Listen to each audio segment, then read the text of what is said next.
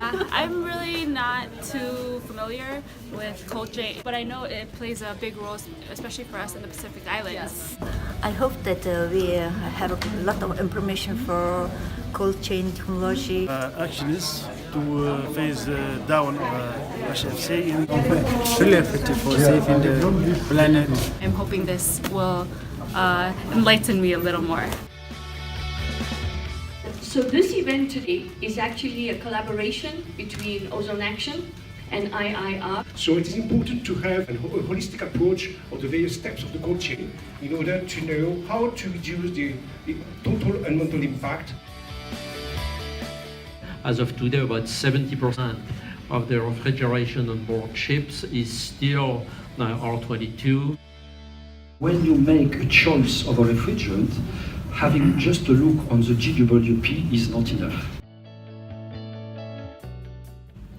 As you move along the cold chain, temperature control tends to get worse. And in Europe, there's incredible pressure on the use of R4 and 4A. Some of the issues that we found were relatively easy to spot. It's a matter of choice, but very good solutions exist. It introduced us to a lot of other alternative technologies. I'm really thankful that you actually touched on the fisheries. This was very helpful. Thank you. Thank you.